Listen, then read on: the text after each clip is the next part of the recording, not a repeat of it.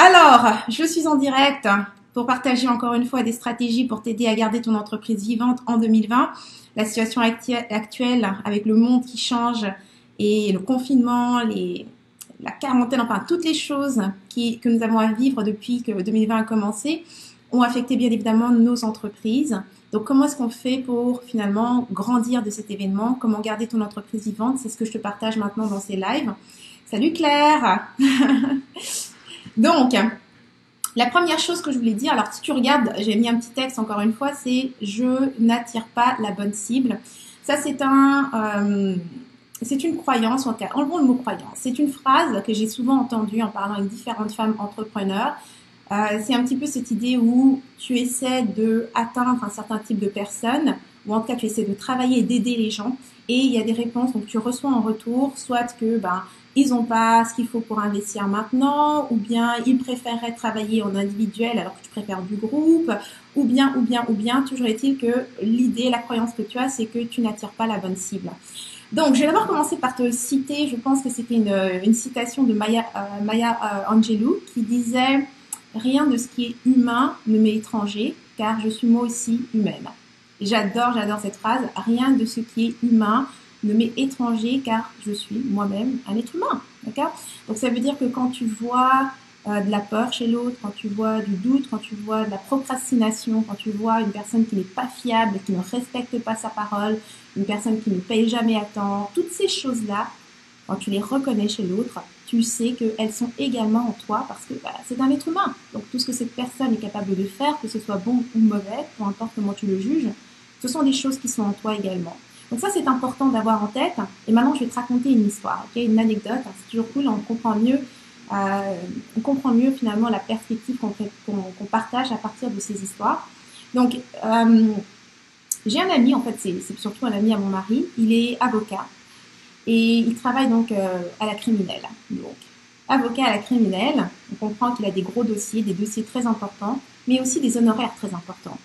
Et malheureusement, récemment, quand on parlait avec, il était de moins en moins heureux dans son travail, pour plein de raisons. Une des raisons étant que, malgré le fait qu'il finalement il sauvait la vie des gens, en sortant de situations vraiment très difficiles,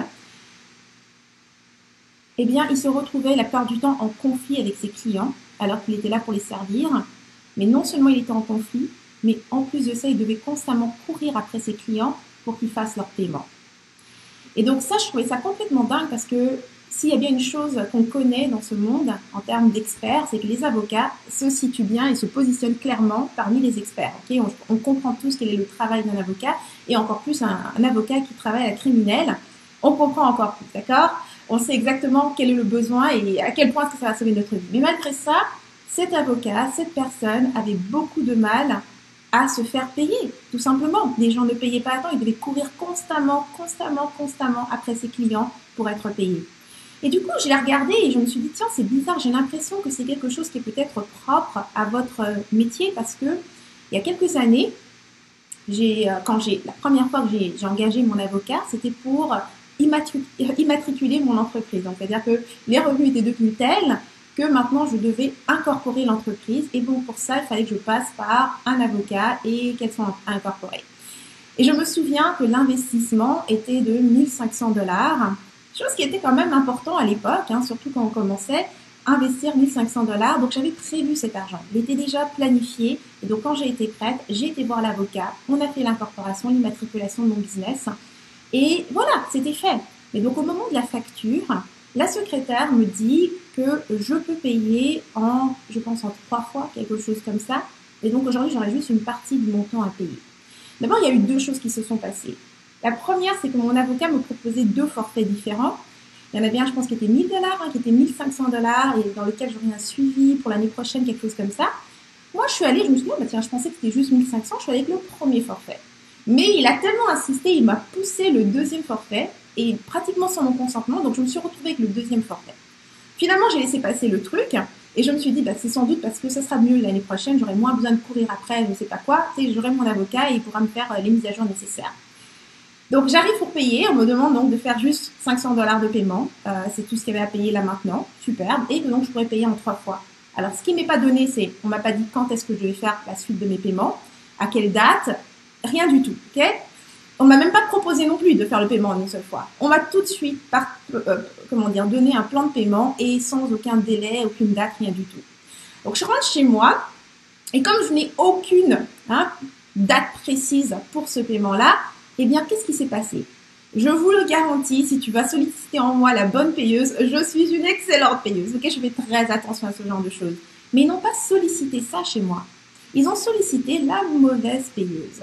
Alors, ce qui s'est passé, c'est que, étant donné que je n'avais aucune date particulière et que j'ai beaucoup de factures en tant qu'entreprise, il y a d'autres choses qui avaient des dates précises et donc ça a été des priorités. Donc, j'ai payé ces autres factures et je repoussais constamment les honoraires de mon avocat parce qu'il ne me donnait aucune date limite. Et donc, jusqu'au moment où ça commençait peut-être à faire trop longtemps pour eux, alors là, il m'a relancé en disant « Ah, ça serait bien si tu peux faire le deuxième paiement ou quoi que ce soit, tu vois ». Mais tout ça pour dire que c'est lui qui a créé cette relation. Ce n'est pas moi.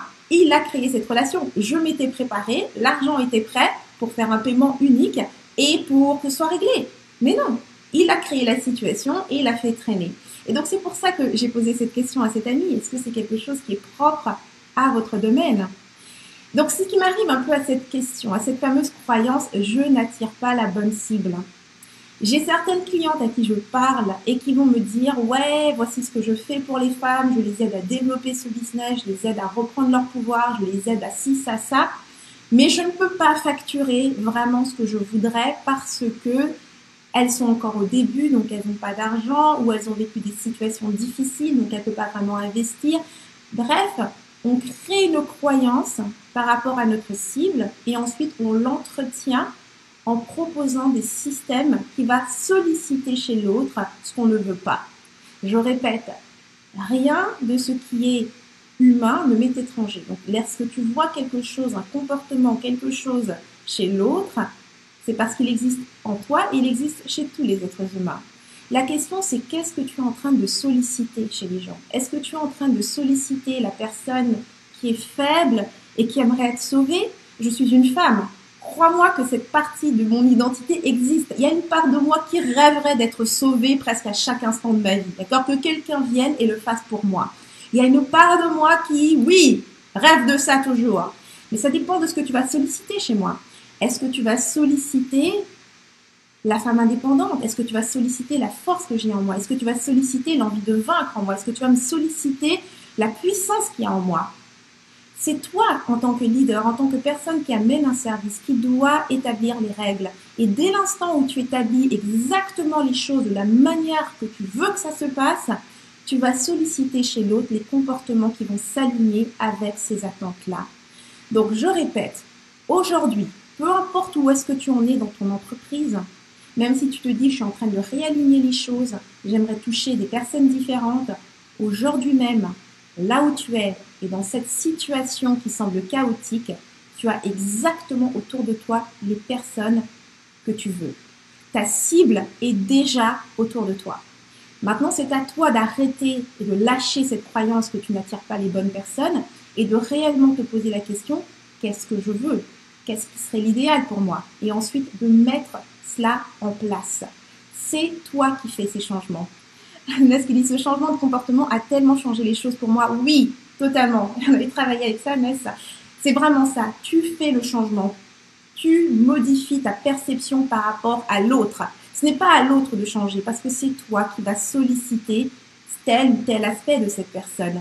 Nous avons tous la capacité d'être des investisseurs. Nous avons tous la capacité d'être des mauvais payeurs. Nous avons tous la capacité d'être des personnes agréables, positives et toutes ces choses-là. Mais c'est à toi, en tant que leader, en tant que personne qui offre un service, d'aller solliciter ça chez l'autre. Alors, qu'est-ce que ça veut dire concrètement?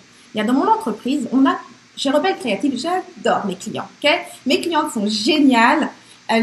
On s'aligne complètement par rapport à nos valeurs. Mais voilà ce qui est très important, c'est quand elles viennent travailler avec moi, tout est clair. Et je te promets qu'il y a des clauses ou certaines choses que je précise et qui ont été peut-être difficiles pour moi de le dire.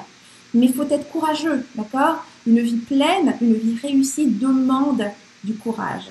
Si tu vas toujours vers le chemin facile de « ok, je ne vais pas trop demander, je ne vais pas mettre des règles claires, je ne vais pas dire comment ça fonctionne, je vais les laisser choisir quand est-ce qu'ils veulent me parler, quand est-ce qu'ils veulent me rencontrer ».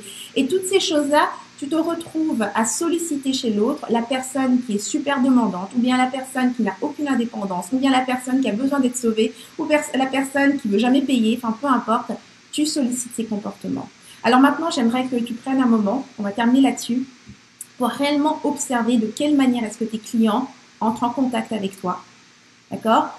Qu'est-ce que tu leur communiques en termes de règles pour travailler avec toi? Est-ce que ces règles sont claires? Est-ce que le plan de paiement que tu proposes fait du sens par rapport à l'objectif qu'ils veulent réaliser? Est-ce que ce que tu proposes comme prix va leur permettre de devenir le genre de personne qu'ils ont besoin d'être pour atteindre ces objectifs-là?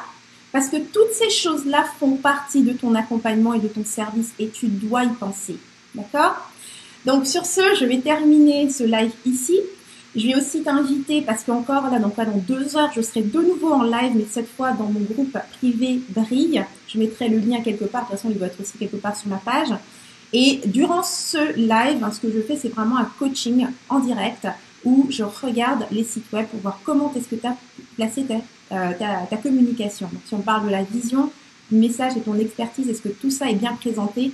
Tout commence par une communication claire où on comprend qui tu es et ce que tu fais et ce que tu apportes comme résultat.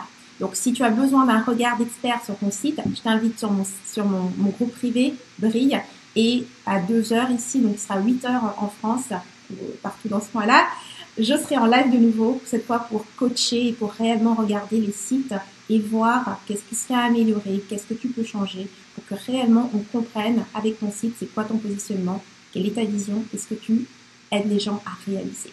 D'accord? Alors, merci à toutes d'avoir été présentes aujourd'hui encore pour ce live. Je serai de nouveau là. Mon objectif ici, c'est de t'aider à garder ton entreprise vivante en 2020 et de traverser, non seulement de traverser, mais vraiment de grandir là-dedans et d'embrasser cette nouvelle opportunité. C'est super important. Tu dois choisir cette situation. Tu ne réagis pas, tu choisis. D'accord? Alors, merci d'avoir été là et on se revoit demain pour un autre live. Mouah.